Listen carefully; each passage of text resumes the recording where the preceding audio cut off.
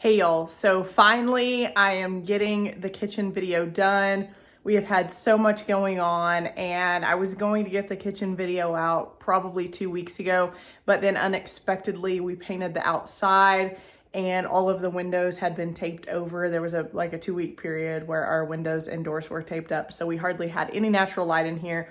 So that wouldn't have been an accurate depiction of the kitchen with the colors and things like that, so I decided to wait. But now the paint on the outside is done and the kitchen is 99.9% done. So we still do have things like the floor, a couple little touch-up things to do, and I'll tell you about that as we get there. But we just needed a break from the dust, and the kitchen is 100% functional. And so we just decided we'd wait to get those little things done, and I just have to decide when I want to get the floor refinished. We're just going to sand it down and reseal it and all of that. It's not going to change color, but it just does have some wear on it and some spots, and I'll show you those spots in this video. And I just am not ready for that dust project yet. So we will get to that probably come springtime, but let me just turn around and I will show you the kitchen, and I'll go through the colors of the kitchen, the material for our countertops, things that I learned from this kitchen renovation, things I would do again, things maybe that I might not do again, why we chose the things that we chose. Some of them were personal preference, some things were budget, etc. So I'll share all that with you, but let's just get started. Okay, so where to start on the kitchen? I guess I'll just start here because I think that this is my favorite view of the kitchen. I'm sitting in one of the chairs in front of the fireplace, and we congregate here a lot. We have a cocktail in front of the fire. We relax here, we watch TV here. And so I see this view a lot, and I will just sit here with a cocktail and look at it and admire it, I guess. But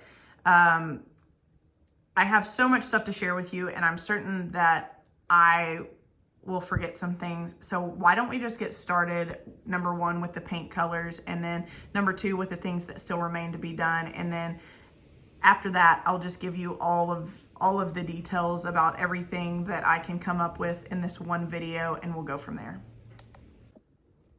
Okay, so colors. The cabinetry, for those of you that may not have followed along completely from the beginning to this point, the cabinets minus this section right here are what was here when we moved in. I wanted to keep the cabinets. The cabinets are very nice quality. They have some details to them here, this pencil roll detail, and I really liked the cabinets. So we kept them, and obviously that's a budget-friendly option. And we painted them in Inchyra Blue by Farrow Ball, and it has a black glaze over it. So I will say, I'm not sure, what you see in this video on your phone or your computer screen, but my mom came and visited a couple of weeks ago, and she said, wow, it looks more blue in person. She said to her, on her phone, it looked a little more gray. So I can assure you it is a blue more than a gray, but it does have a black glaze over it, and I think that's kind of what gives that effect when I'm filming it, if that makes sense. But it's a very pretty color. The window is Tricorn Black by Sherwin-Williams.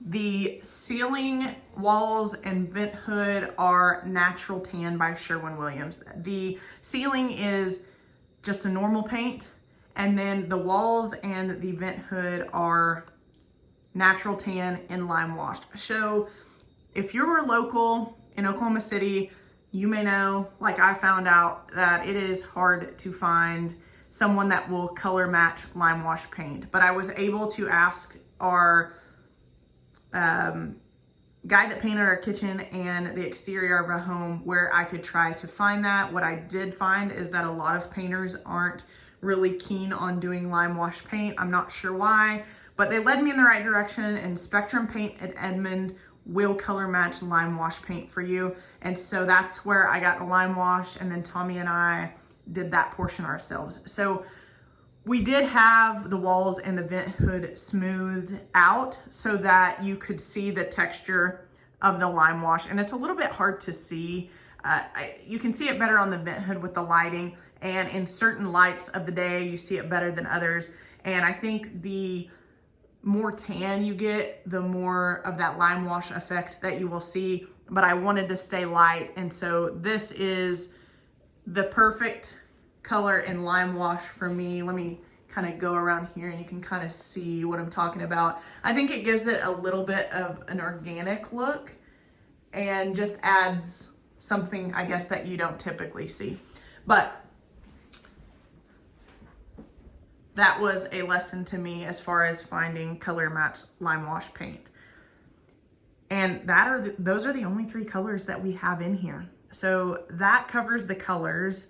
Let me now share with you what still remains to be done, which is really just a couple things as well. So you can see here on the floor, there's some wear over here. And then when I go into this room, it's a little bar area. So for those of you that have followed along from the beginning, you know that there used to be a washer and dryer right here. And so this is our main entrance that we use to our house. We rarely use our front entrance, almost always.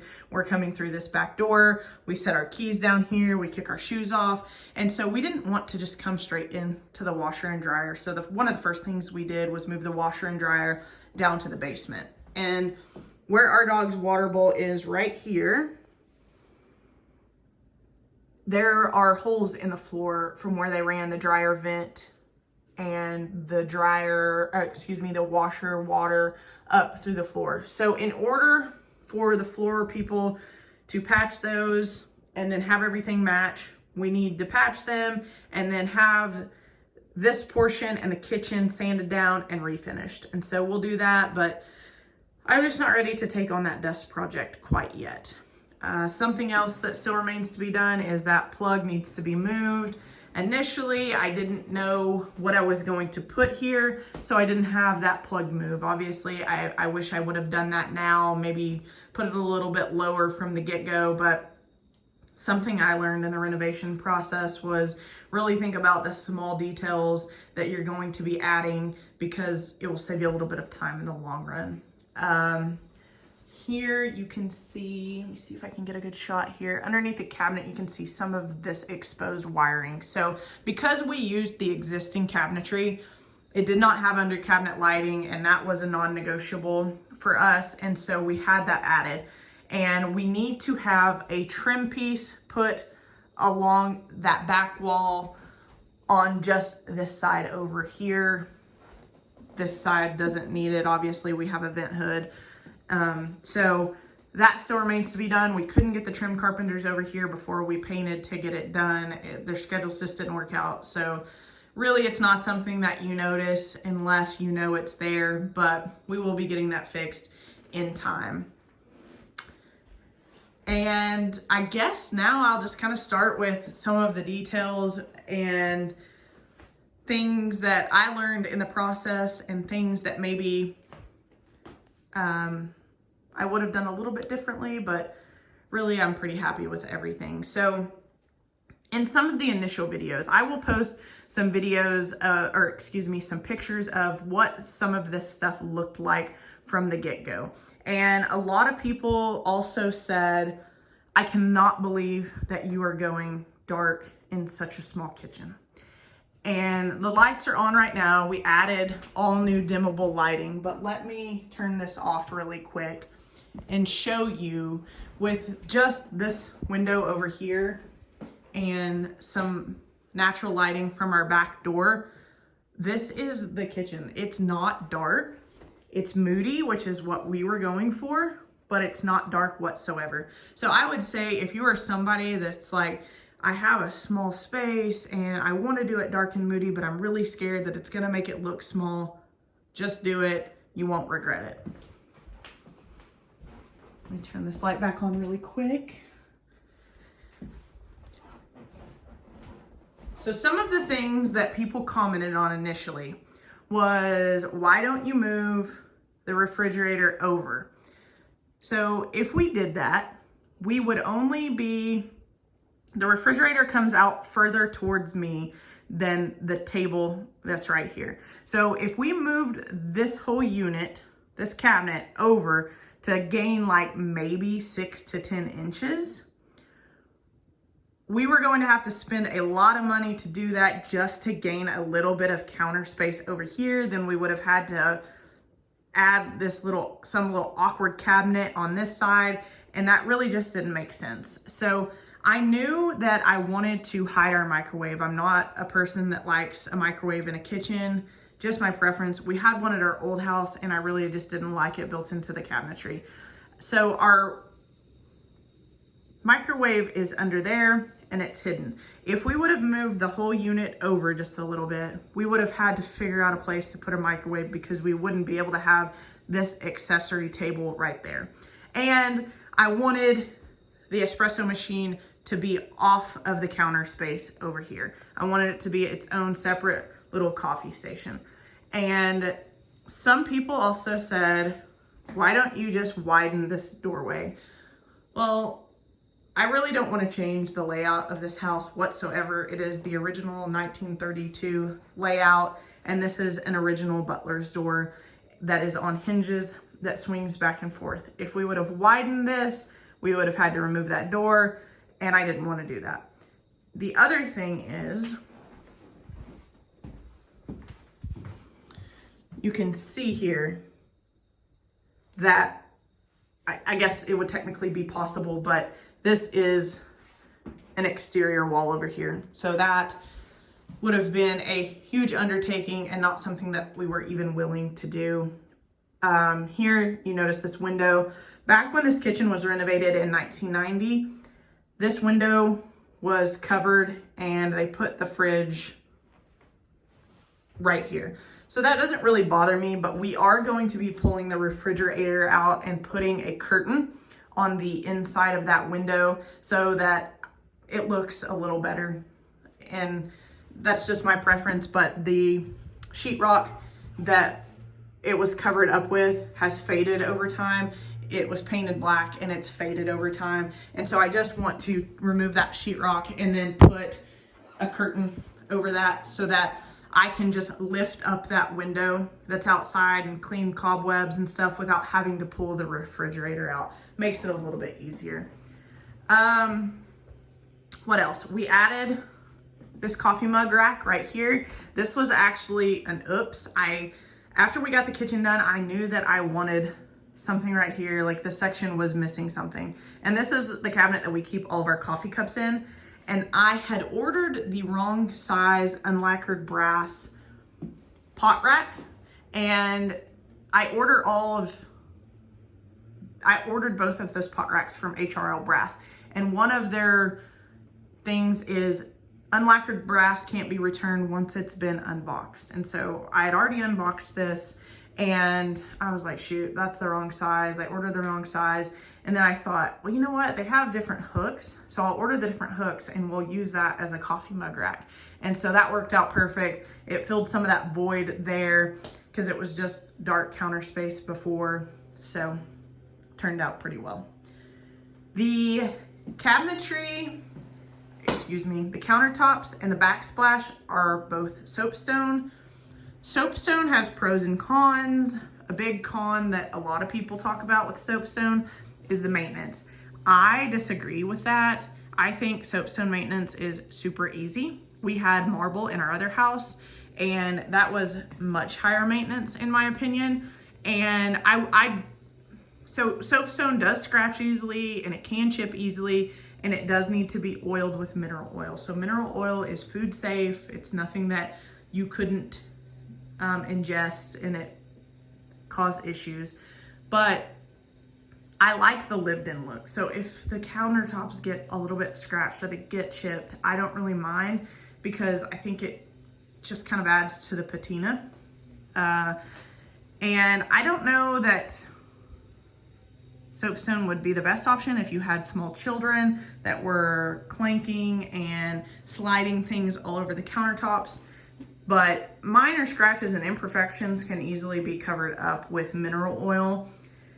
Mineral oil is cheap And if you are somebody that wipes your countertops off on a weekly basis, it's just that easy. Like today before this video, I oiled this and it took me about 5 minutes. I wipe the countertops off, I wipe all the crumbs off, I take a rag, a soft rag, and I put some mineral oil on it and I wipe it on there and then I wipe it off. It literally takes 5 minutes.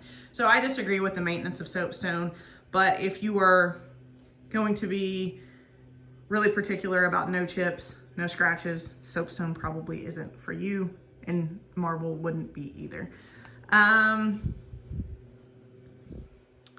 Gosh, what else?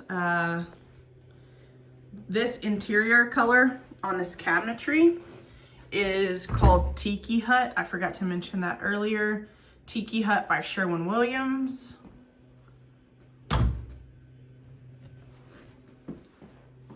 Initially, and I'll try to find a picture, this vent hood had corbels that came down to about right there, probably on the backsplash. I knew I wanted those to go away.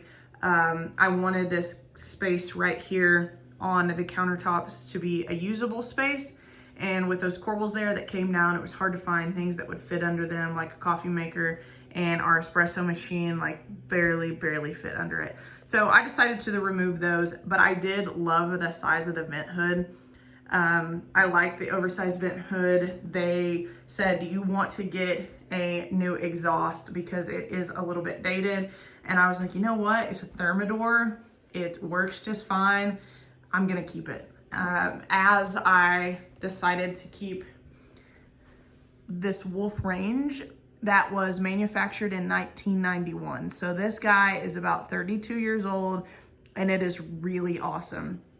Initially, when we moved in, we had some issues with it. We found out after the inspection that it was leaking gas. I'm really not sure how it passed inspection, but anyways, that's neither here nor there. We got it fixed. I called an appliance company who came out and said, this is an old range and we do not work on these and we cannot even get the parts. So I had to do the research to find a company that specialized in vintage Wolf parts. And I did find that company. They're out of California. Luckily, these old pieces of equipment are really simple, and Tommy and I were able to figure out how to replace the knobs that controlled the gas. This used to be different. We added this cabinetry up top, and this is our refrigerator. We had a panel ready refrigerator already at our old house, and so we just brought it over here, and we had the trim carpenters make these pieces for it. The hardware. So something that I like but I don't love is these pulls right here. That on the refrigerator and on the freezer, and this is the pantry right here. So pulls are really expensive and it is kind of hard to find unlacquered brass knobs and pulls. And I had purchased all of these knobs, unlacquered brass, solid knobs, great quality from Rejuvenation. And I really looked hard for pulls and I was just having a really hard time finding something that I liked. And I was just scrolling through one day and I found these unlacquered brass pulls from CB2 that are honestly a little bit more modern than I wanted for this kitchen. But budget was the reason that I purchased those pulls, because they were a really good price. I got them on sale and now I really don't even notice them. If I had a choice, I would probably switch them out with slightly different pulls, but they work and they're fine. I wanted a little bit more of a English look on the faucet, but I also didn't want to give up the 2-in-1 functionality of having the faucet with the pull down sprayer. I knew that we were gonna go with this glass washer, and let me actually show you this because a lot of people had asked about this. And so this is like you would see like in a bar or something like that. It rinses the glass and gets it all clean, and we use the heck out of that. That is something that Tommy requested, and he let me redo this whole kitchen. So of course I was like, yeah, we can try to fit that in somewhere. But I knew that we were going to have that and then the air switch for the disposal. So I didn't want some of the more, I guess, English looking faucets usually have 3 holes there. And then you still have to have another hole for the sprayer. So I didn't want, you know, something with a wide base right here and then another sprayer and then the dishwasher or the disposal button and that. I think it would have just been way too much over here. So that is why I decided to go with that faucet. And the sink is also from HRL Brass. Ignore some of the water spots, but you can kind of see the patina that the sink has. You can see the rings and things like that. But that's from HRL Brass. I knew almost immediately also that I wanted a brass sink. I think it's different. I think it's funky. You don't see it in a lot of places. And so that's why I went with that. Gosh, what else? The dishwasher before was not a panel ready dishwasher. We purchased a new dishwasher and had it paneled. I still need to send this fabric off to get it hemmed.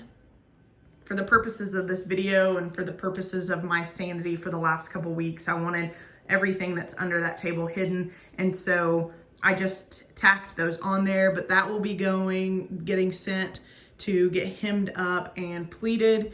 And I will be putting Velcro on both the table and the back side of that curtain so it can easily be moved, taken off, etc.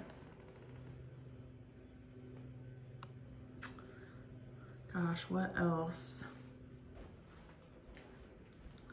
I'm still looking for some art for over here. For me, that's just a little bit plain. And I'm still working on this whole area over here. I'm collecting plates to put on either side and up top above that antique mirror. I need to add some color in there as well, but that room above the fireplace has really kind of been stumping me. And so I decided instead of putting art that would get ruined by the fireplace, I would put that old antique mirror and then find some cool plates on eBay and some just cool things here and there and spice it up a little bit on top of the mantle.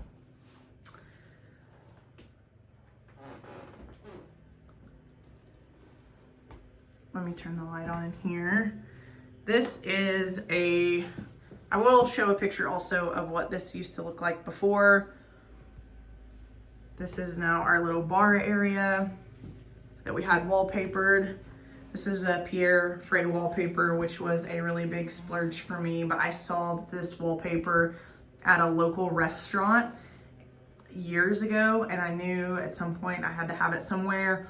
This is a fairly small room, and so I decided to go with it in here. We changed the light in here. Obviously you can see there where some previous alarm system stuff was taken off. We need to paint that. I need to find a picture to cover that right there. That there's nothing in it, it's just an opening, but it gives access to some electrical stuff that's actually on the outside of the house. So that has to stay. I might just paint it black, honestly, and it might disappear. I'm really not sure.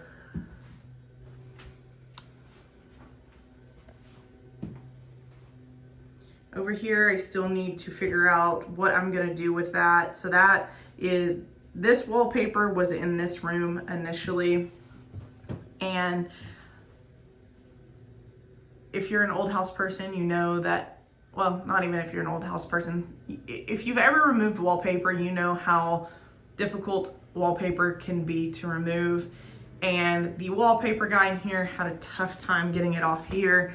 And and honestly, he didn't get all of it off. He just prepped the wall with some of the wallpaper on there. I don't know how he did it. He's the professional, but I'm trying to decide what to do in here because I don't think I want to continue this wallpaper. I think I just want this room to be a solid color because it's just a little walk-through area here. And I don't want to just paint over the wallpaper because I don't like the way the paint over the wallpaper looks and then you still see that seam. So I might wallpaper it. I might remove the wallpaper and paint it. I'm really not sure, but it can be a little bit tricky with plaster walls when you're trying to get this old wallpaper off. It can damage some of the plaster. And then eventually we are going to get to this bathroom. This is a half bath. I'm going to be doing wallpaper on the upper portion of the wall and then painting this section, not sure what color, and then I'll be adding a skirt onto the sink here. And the floor is really cool, old marble, and I really like the flooring in here. So I think we'll add some color with paint and wallpaper. I'm just not sure exactly what that is going to be just yet. It's probably going to depend on what I do here.